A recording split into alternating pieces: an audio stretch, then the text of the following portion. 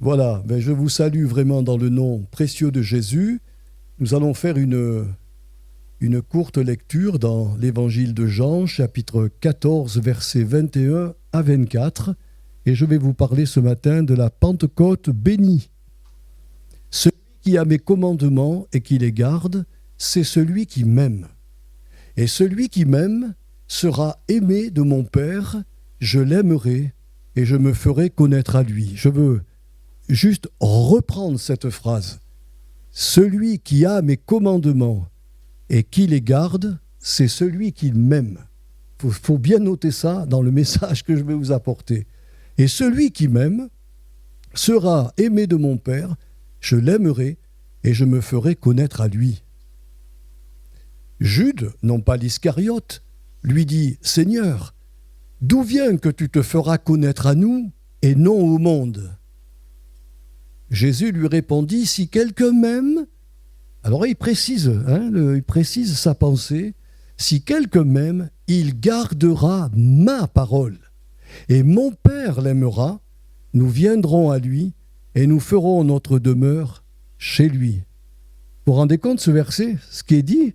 C'est incroyable. Dieu envoie Jésus avec la parole. Jésus rapporte au monde les paroles du Père. Et les gens se sont convertis. Et il dira que si vous m'aimez maintenant, gardez ma parole, mes préceptes. Et mon Père l'aimera parce que, en réalité, je vous ai annoncé la parole de mon Père. Nous viendrons à lui et nous ferons notre demeure chez lui. Je ne peux pas vous expliquer ça. Ils sont un en trois personnes. Et Jésus nous certifie que nous pouvons devenir un temple pour Dieu le Père, Dieu le Fils et Dieu le Saint-Esprit. Si c'est écrit, c'est que c'est vrai. Et je crois que quand le Saint-Esprit vient en nous, il amène en même temps le Fils et il amène en même temps le Père. Celui qui ne m'aime pas, ne garde point mes paroles. Et la parole que vous entendez n'est pas de moi, mais du Père qui m'a envoyé.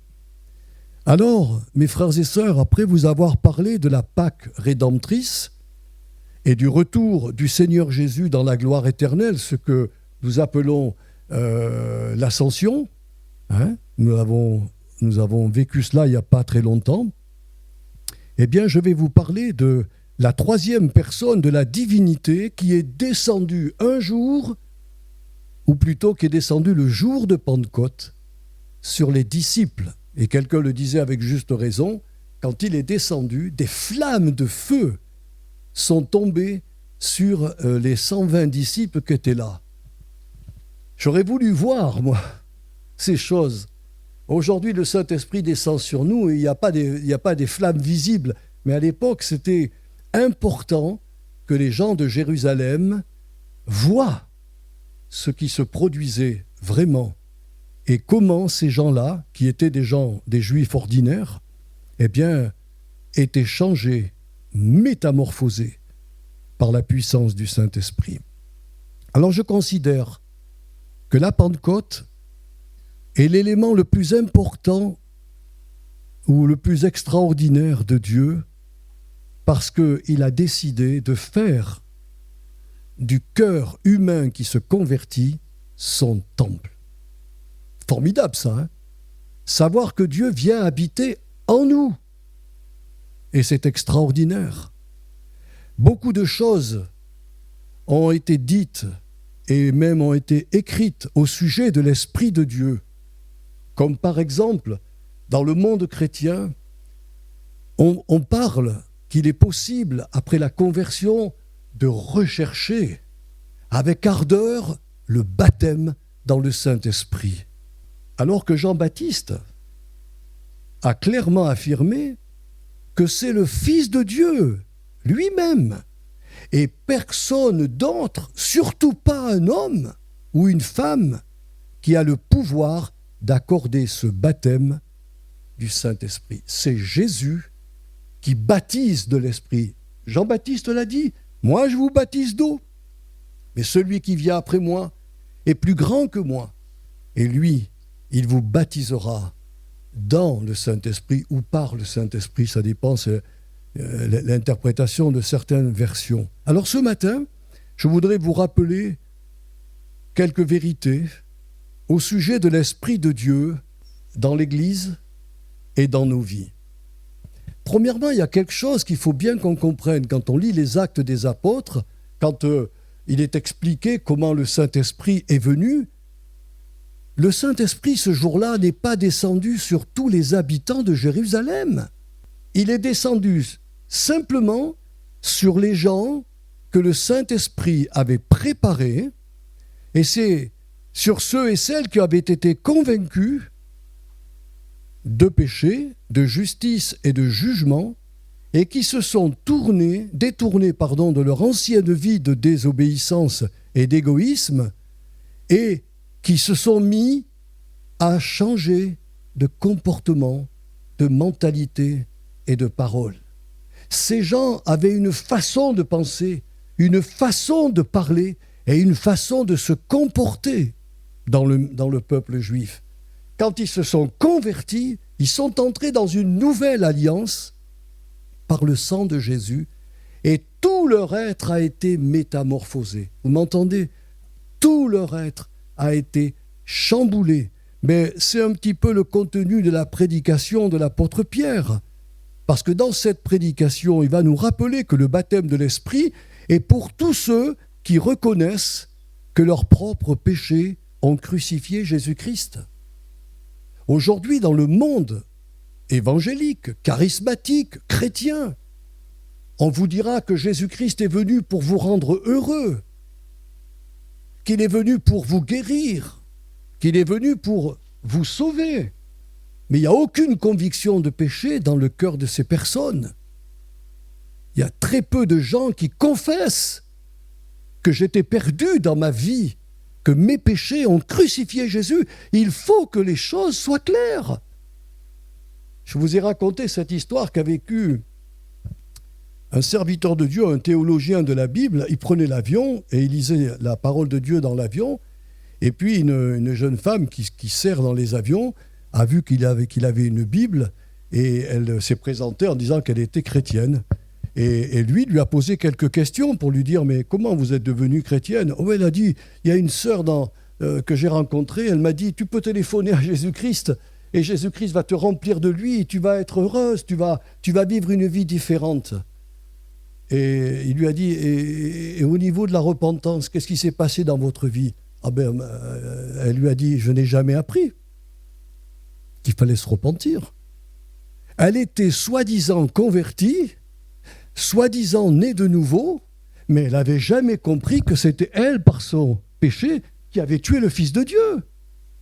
Et il lui a reprêché l'évangile, là, dans cet avion. Et il a prié avec elle. Et là, elle est née de nouveau. Vous m'entendez? Elle est née de nouveau.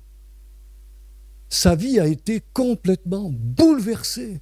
C'est la clé, mes frères et sœurs. Le Saint-Esprit ne peut pas descendre sur quelqu'un qui n'a pas pris conscience qu'il est un pécheur perdu et que Jésus-Christ a été envoyé pour sauver sa vie, payer sa dette. C'est la clé. Le Saint-Esprit ne viendra pas sur quelqu'un qui n'a pas été nettoyé, purifié de ses péchés. Est-ce que vous comprenez ça? C'est ce que dit la Bible. Et c'est important que nous le sachions. Il faut qu'on reconnaisse que nous étions pécheurs et ensuite, bien sûr, croire que le sang de Jésus a expié nos fautes et qu'il est sorti vainqueur du tombeau pour nous justifier. C'est-à-dire pour montrer au Père que le pécheur qui est venu à lui, il l'a nettoyé, il l'a purifié, il l'a sanctifié et que maintenant, il est recouvert de la justice de Jésus-Christ. Quand Dieu appela les Juifs de l'ancienne alliance à entrer dans la nouvelle alliance, scellée par le sang de Jésus, seulement 3000 abandonnèrent leur ancienne vie sous la loi, tandis que la masse des gens présents à Jérusalem s'accrocha aux cérémonies lévitiques qui se faisaient dans le temple, alors qu'à l'instant où Jésus est mort, Je ne sais pas si vous connaissez votre Bible, mais c'est la clé. À l'instant où Jésus est mort, une main invisible a déchiré le voile du temple qui séparait le travail des sacrificateurs dans le lieu saint du lieu très saint où ne rentrait une fois par an le souverain sacrificateur. Le voile a été déchiré. Et vous savez ce qui s'est passé, mes frères et sœurs? Il faut qu'on le sache. Dieu a quitté le temple de Jérusalem. Et il est parti, et par le Saint-Esprit, il a fait de tous les chrétiens, je dirais des vrais chrétiens, qui ont vécu ce que je viens de vous dire il y a quelques instants, et là, ils sont devenus le nouveau temple du Seigneur. Le nouveau temple. C'est très important cela. Ce rideau a été déchiré. Alors la prédication de Pierre a bouleversé les cœurs. Si vous la lisez, vous serez surpris. Il dit à ces gens qui sont en face de lui, ils étaient peut-être 20 000, 100 000, je ne sais pas. Il n'y en a que 3 000 qui ont accepté son message. Les autres ont dit c'est trop dur. Mais il leur a dit, vous avez crucifié votre Messie. Vous l'avez tué. Il n'a pas pris des gants. Il leur a pas dit vous êtes gentil, mignon, extraordinaire. Il leur a dit vous avez tué Jésus, que Dieu a ressuscité des morts. Nous en sommes témoins. Et il est assis à la droite du Père et il va revenir sur cette masse de Juifs qui étaient là. Parce que le jour de Pentecôte, les gens venaient de tous les pays d'alentour. C'était des milliers et des milliers de personnes qui venaient. Parce qu'ils étaient... Il y avait même des prosélytes, des gens qui avaient accepté la religion juive. Et c'est ce qui est arrivé à l'eunuque. Vous connaissez l'histoire de l'eunuque, l'Éthiopien. Il était ministre de la reine de Candace. Et lui, il était venu, c'était un homme de couleur. Il est venu à Jérusalem pour adorer. C'est honorable. Mais il repartait sur son char en lisant le prophète Ésaïe et en ne comprenant rien. Il a été livré à la boucherie comme on conduit un agneau. Et voilà que Philippe a été envoyé par le Saint-Esprit près de ce char. Et il lui dit, « Tu comprends ce que tu lis ?» Il lui dit, « Tu sais, si personne ne me guide, je ne comprendrai pas. » Et alors Philippe s'est assis à côté de lui, en commençant par ses Écritures, lui a expliqué la venue de Jésus-Christ, sa mort à la croix, parce que l'eunuque était un pécheur perdu. Et il a été éclairé dans sa conscience. Et le voilà qui voit un endroit où on peut être baptisé. Et il dit, qu'est-ce qui m'empêche d'être baptisé? Et Philippe lui dit, rien, si tu crois. Et cet homme a dit devant tous, parce qu'il est, vous savez, un ministre se déplaçait avec beaucoup de gens. Et il a dit devant tous, Jésus-Christ est le Fils de Dieu, je le crois de tout mon cœur. Alors Philippe l'a baptisé. C'est une confession orale d'un cœur qui a été touché, bouleversé. Pas d'un cœur qui aime chanter des cantiques, pas un cœur qui aime entendre la prédication, un cœur qui a été purifié de son péché. C'est ce qui m'est arrivé, moi. Et c'est ce qui est arrivé à tous les authentiques chrétiens. C'est ça qui est merveilleux, mes frères et sœurs. Et c'est sur des gens comme ça que tombe le Saint-Esprit pour faire d'eux de nouvelles créatures et mener une vie conforme à la volonté du Seigneur en faisant partie de cette nouvelle humanité créée par le dernier Adam. Le premier Adam a malheureusement enfanté une humanité terrible. Aujourd'hui, je le disais à mon épouse, mais vous pouvez le constater, c'est pas moi qui vois ça avec mes yeux. On n'arrête pas de nous mentir. On nous vend un produit et on nous ment sur le produit. Il n'y a plus de droiture, il y a mensonge, il y a magouille, regardez tous ces gens qui se sont fait blouser en construisant une maison. Regardez les gens qui squattent des maisons. Il faut des années pour les enlever. Mes frères et sœurs, nous sommes dans un monde de ténèbres, guidés par Satan. Les gens ne le savent pas, mais les esprits mauvais ont infiltré tous les organismes politiques de notre pays. Même un homme politique qui nous parle aujourd'hui, moi j'ai un doute. J'ai un doute. Je me dis, le type veut se faire élire, et après, qu'est-ce qu'il fera? Nous sommes dans ce monde. Je n'ai pas l'intention, moi, de changer le monde. Mais la Bible me dit, toi qui es changé, va et rends témoignage. Et tu rencontreras, comme on l'a vu la semaine dernière, ces 4 terrains dont un seul acceptera Jésus-Christ. Alors le jour de la Pentecôte, il s'est passé un événement extraordinaire. La manifestation des langues étrangères.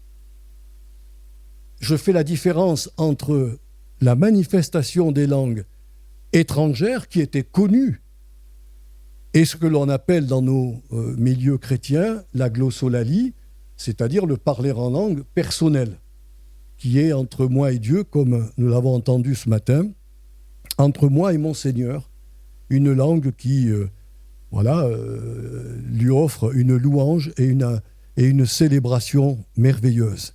Là, ces langues étrangères ne furent pas données pour confirmer le don du baptême dans le Saint-Esprit, mais pour rappeler aux humains que nous sommes au moins 2 choses.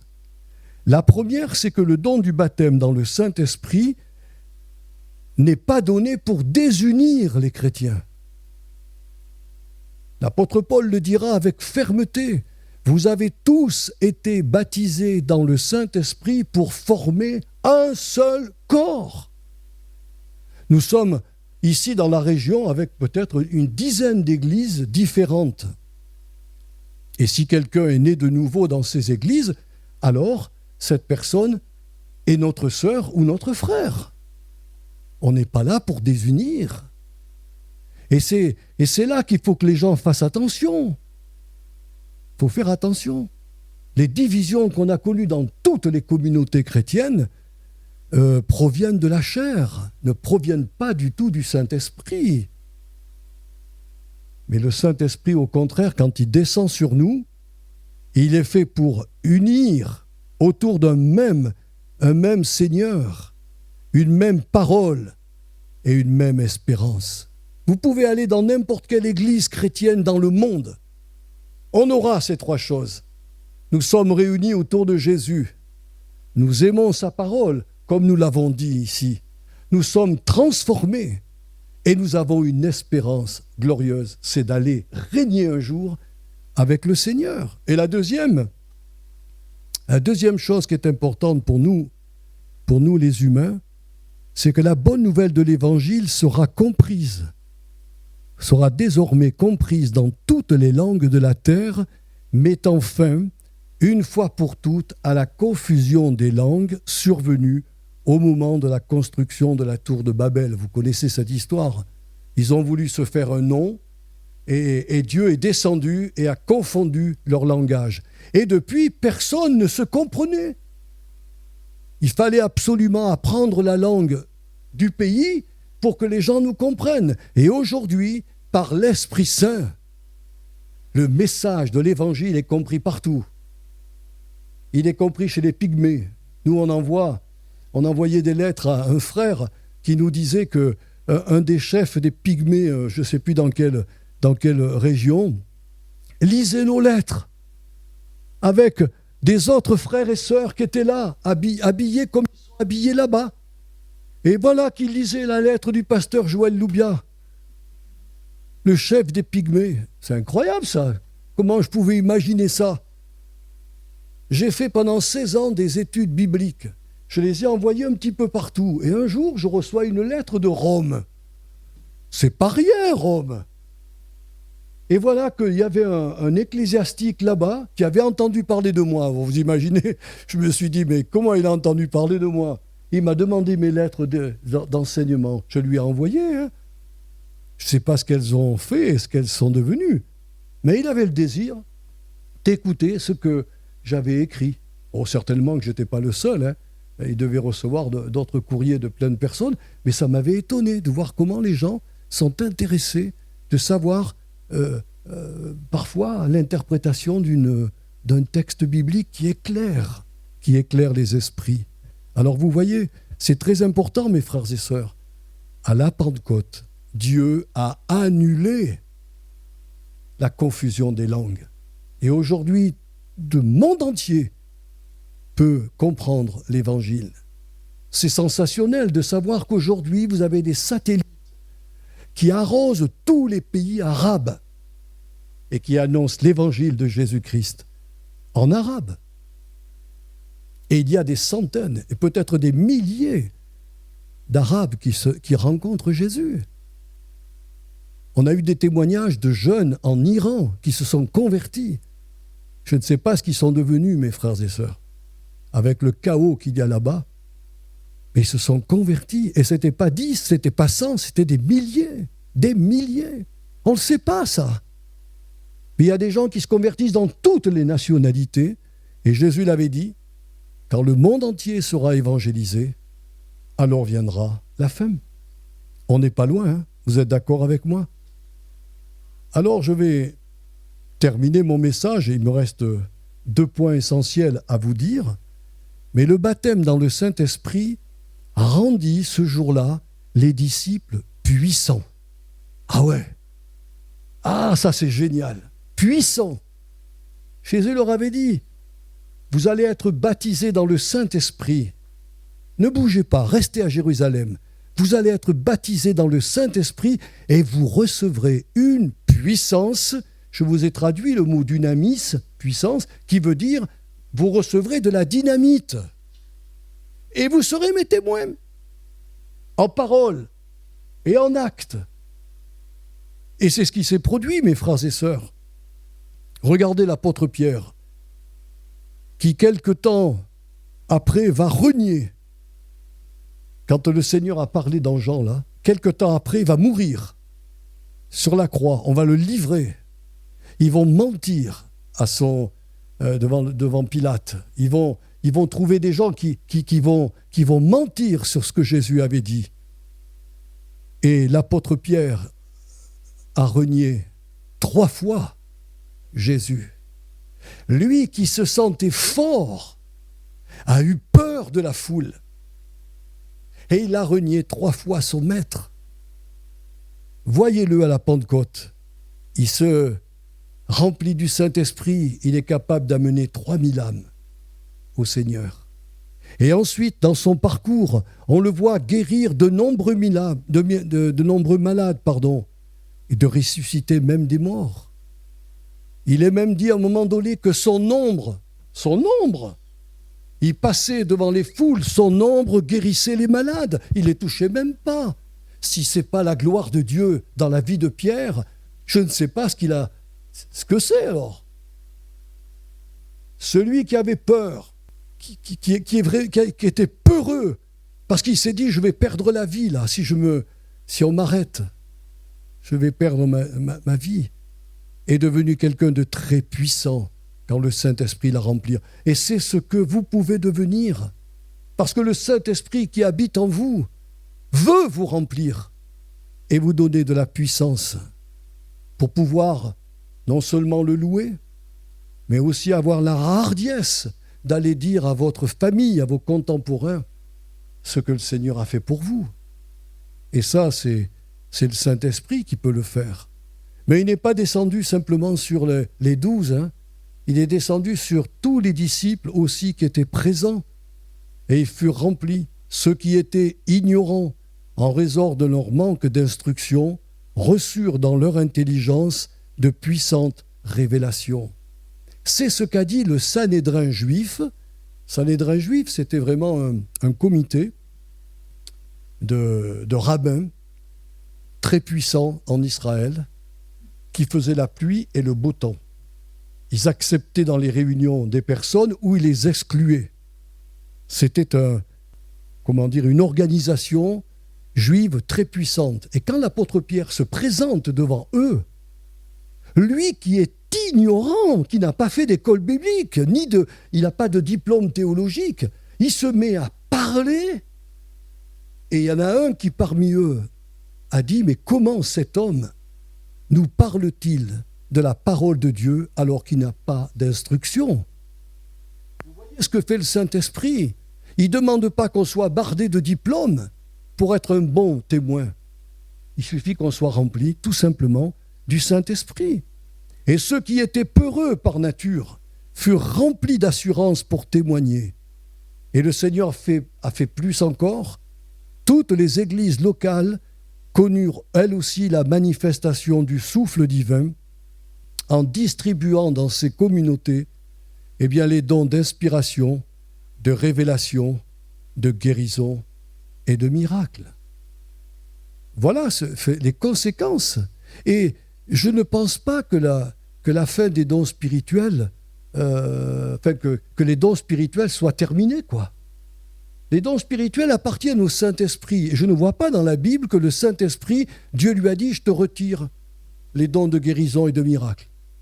Non, je crois honnêtement que le Saint-Esprit veut passer au travers des églises, au travers des chrétiens, et faire du bien à des gens qui se tournent vers le Seigneur Jésus et qui demandent une grâce, comme tout à l'heure je vous l'ai expliqué, des cancers qui reculent, des tumeurs qui régressent. Et c'est l'œuvre du Saint-Esprit au travers des chrétiens. Et la dernière chose que je voudrais vous dire ce matin, parce que c'est pour moi une particularité du baptême dans le Saint-Esprit, c'est d'avoir la possibilité de parler à Dieu et de l'inviter dans nos vies. Jésus a dit, je m'en vais. Je ne vous laisse pas orphelins, je vous envoie le Saint-Esprit. Et au travers de sa venue, je reviens à vous, mais sous une autre forme, sous la forme spirituelle. Et le mot paraclet, c'est un mot qui en grec veut dire « celui que j'appelle à mon aide pour ceci ou cela ». Besoin d'encouragement, j'ai le droit de dire au Saint-Esprit, s'il te plaît, je ne suis pas bien aujourd'hui. J'ai le coup de blues, je ne sais pas, je me suis réveillé du pied gauche. Ça ne va pas du tout, bien-aimé Saint-Esprit. Viens m'aider. Et le Saint-Esprit viendra, il répondra à votre appel. Vous ne comprenez pas un texte des Écritures? Demandez au Saint-Esprit de vous éclairer. Jésus a dit, il vous enseignera toutes choses. Et il vous rappellera aussi tout ce que je vous ai enseigné. C'est important de cheminer avec le Saint-Esprit. Ceux qui sont chefs d'entreprise au milieu de nous, ils peuvent dire au Saint-Esprit, je suis devant une montagne, je suis bloqué, j'appelle au secours, viens m'aider. Et il viendra nous aider. Je vous ai dit jeudi soir quelque chose qui est surprenant. Quand Abraham a voulu donner à son fils une épouse, il envoie son meilleur serviteur, on pense que c'est Eliezer. Et Eliezer va partir, il va faire 800 kilomètres avec 10 chameaux remplis de trésors, de bijoux, enfin de plein de choses. Et Abraham lui a dit, te fais pas de soucis, l'ange de l'Éternel te conduira. Et il arrive dans la maison du frère d'Abraham, et là, il s'arrête au puits parce qu'il a soif. Et il fait une prière. Et écoutez-moi bien, parce que c'est de la folie, quoi. Il fait une prière en disant, Seigneur, que la jeune fille qui sortira à la première, et à qui je demanderai à boire, me donne à boire. Il aurait pu s'arrêter là. C'est une prière très simple, mais ce n'était pas évident que la première qui sorte soit vraiment la bonne. Et il rajoute un fait improbable. Seigneur, permets qu'elle me demande aussi, cette personne-là, qu'elle va faire boire mes chameaux. Un chameau boit entre 70 et 100 litres d'eau avant de continuer son voyage. Il y en avait 10. C'est presque 1000 litres à sortir avec un seau qui fait 10 litres. Et Rebecca lui donne à boire et elle lui dit « Mon Seigneur, si tu le veux, je peux faire boire tes chameaux. » La prière improbable est exaucée. Voyez comment ça marche avec Dieu? Il a appelé le Seigneur à son aide. Mais il n'a pas fait une petite prière mignonnette en disant « La première qui sort, c'est facile. » Il aurait pu y avoir une femme qui s'appelait Simone ou Esther. Non, la première qui sort, elle s'appelle Rebecca. Et c'est exactement la femme que le Saint-Esprit avait préparée pour Isaac. Mais cet homme a fait une prière improbable. Vous comprenez ce que je veux vous dire ce matin? Quoi que vous ayez besoin dans votre travail ou dans une prière personnelle, mettez Dieu au pied du mur. Il est capable de faire toutes choses. Et je vous ai pris l'exemple de Gédéon. Quand l'ange de l'Éternel lui dit carrément « Bonjour, vaillant héros !» Il lui dit « Là, tu t'es trompé de personnage. Moi, je suis le plus petit dans la maison de mon père. » Mais il lui dit « Non, je viens avec la salutation divine. Tu es un vaillant héros. » Alors quand il est enfin convaincu que l'ange lui parle de la part de Dieu, il va dire au Seigneur, je vais mettre une toison devant toi. Je voudrais que ce soir, la rosée soit sur l'herbe et que la toison soit sèche. Le Seigneur a dit, ok. Le lendemain matin, il se lève, la rosée est sur l'herbe et la toison, elle est sèche. Il dit, Seigneur, pardonne-moi, mais je vais faire encore un essai. Si ça ne te dérange pas. Et Dieu lui dit, mais non, mon fils, qu'est-ce que tu veux?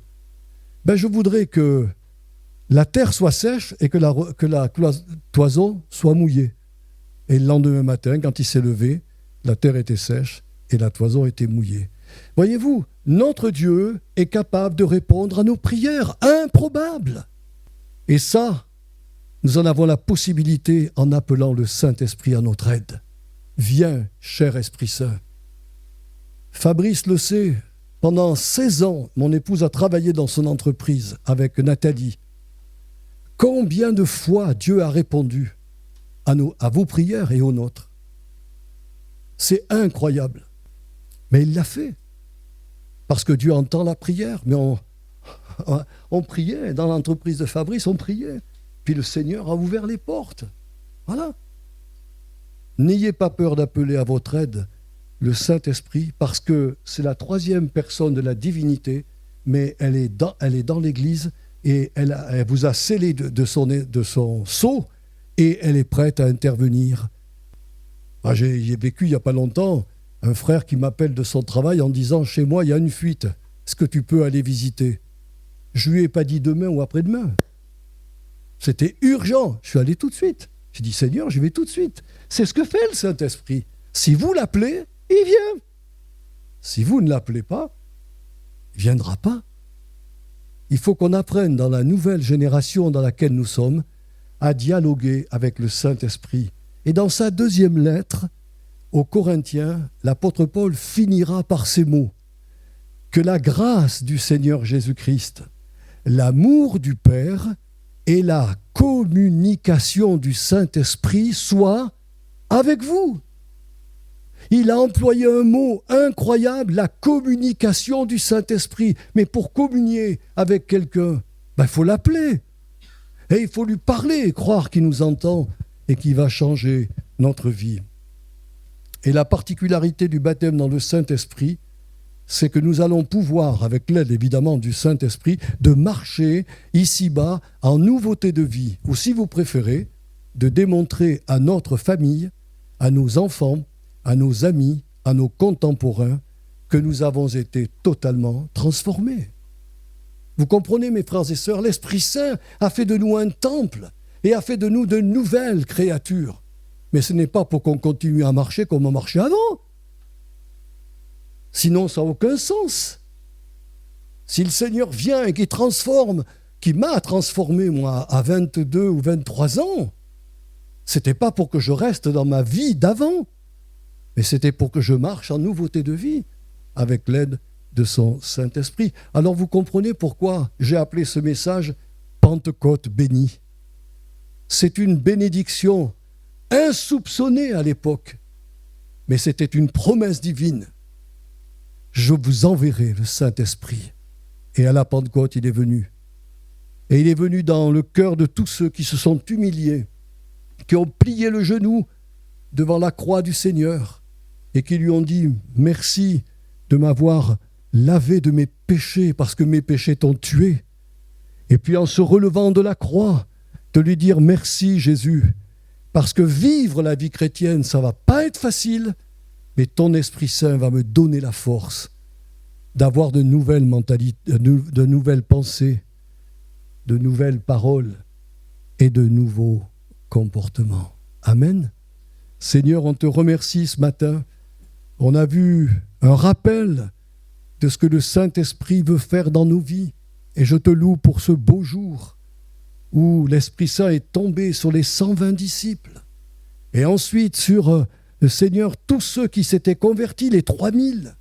L'apôtre Pierre a répondu à une de leurs questions. « Frères, que devons-nous faire ?» Et l'apôtre a dit « Repentez-vous, que chacun de vous soit baptisé pour le pardon de vos péchés, et vous recevrez le don du Saint-Esprit. » Et les 3000 ont obéi au Seigneur, et ils reçurent le Saint-Esprit. Alors merci Père.